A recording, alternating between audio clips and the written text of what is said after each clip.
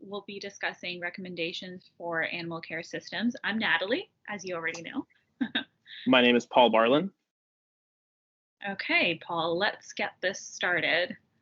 So we will quickly be reviewing today's agenda. And first we will be discussing our research and our findings and the data collected through the 8+ weeks we spent speaking with you. This information was collected through a series of virtual meetings as well as independent study on the part of both Paul and myself. Following the presentation of our research findings and data, Paul will be discussing our recommendations, comprising goals and proposed actions for animal care systems. Okay, and now on to our research, our findings. All right, so as I mentioned earlier, I will be discussing our findings, followed by the data collected. So one of the initial concerns brought to our attention by animal care systems was a poorly built website. An outdated design and confusing navigation made it quite difficult to quickly and easily discern who ACS is in its respective offerings. Additionally, a lack of brand identity made it difficult to discern what products and benefits ACS provides for its customers. The second concern mentioned by ACS was its social media presence and the lack of social media strategy. ACS, as we know, operates primarily on LinkedIn and YouTube, and postings are limited to bi-weekly on average. Currently, there are no guidelines in place for post frequency, length, or style. As we found out through our virtual meetings with you, Teresa, as well as you, Austin, this is largely attributed to lack of resources, primarily in terms of time and personnel. And although there are plans in place to hire additional employees, staffing is an issue as the company is focused on sales. As such, ACS seeks to assess its social media and messaging, and this is something that we took with us throughout our research. Thirdly, we also discussed pressure from competitors. So here, Animal Care Systems really wants to differentiate themselves from its competitors while distilling communications that are effective and brand-centric. Additionally, ACS had stated that its main competitors are Technoplast and Allentown, two of the biggest names in the laboratory animal housing industry. Additional competitors were identified. However, these two names were repeated again and again due to their monopoly within the industry. They own about 80% of sales within the market, respectively, whereas ACS only owns 10%. So for purposes of our research, we really focus on those two competitors.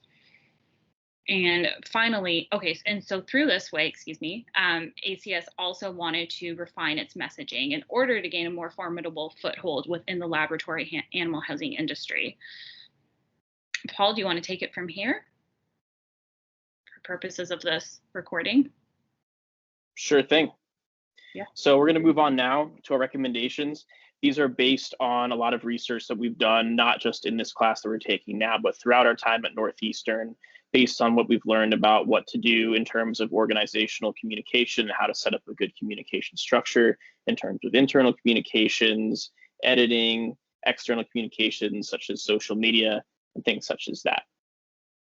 So our first recommendation that we thought was very fitting for animal care systems was to implement the new consumer decision journey from McKinsey. This is something that we've been learning out throughout our experience at Northeastern. And basically it makes the purchasing process less laborious. And we think this is a place where ACS would have an advantage over those two large competitors, Technoplast and Allentown. So in our meetings, one of the things that was mentioned was that for Technoplast specifically, what they do is they hide a lot of their products behind a contact wall. This is something that ACS avoids, but basically if a customer wants to buy some lab animal housing from Technoplast, they can't buy it without having to go through a long communications process with one of their staff. That makes things kind of awkward. It makes things kind of tedious. It might make the customer feel kind of trapped. And overall, it's just not a good communication strategy because that might be off-putting to a lot of potential customers. And the reason why we like this this sales process so much and this communications process is because it shortens it, whereas Technoplast and Allentown, their communication process lengthens it. So as you can see here, the consideration and evaluation stages, which are lengthened at Technoplast and Allentown, are removed.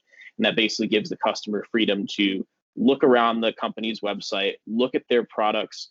There might be a chat bubble or something like that they can use to contact the company if they want to, but overall, the purchasing process and the evaluation process are shortened or just removed altogether. And while that makes for a shorter sales process, it also strengthens communication with the company and could potentially strengthen the relationship with the client.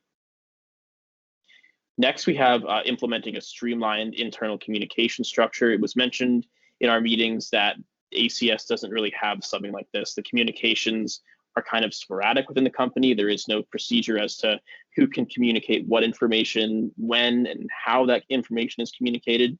We know that most of it comes from the CEO, but this would sort of open the door for more people within the organization to communicate with one another, different teams communicating with one another, instead of all that communication coming from one person and going in just one direction. We think that this would keep the company much better informed as to what's going on. And you can even have a calendar to kind of track when you send these communications out so employees don't get too overwhelmed with them. Third, communication is very important. It's benchmarking both the reach and activity of social media posts. And there's a couple important platforms you can use for this, like Google Analytics and Social Bakers. You can see a couple screenshots of those here and all of the things that they provide. They do a great job of monitoring website activity and how your social media activity stacks up against competitors. We also recommend creating a copy style guide for the organization, specifically for external communications. It was mentioned that ACS doesn't have something like this. And in the next couple of slides, you'll see that kind of leads to some inconsistent messaging and wording in the communications.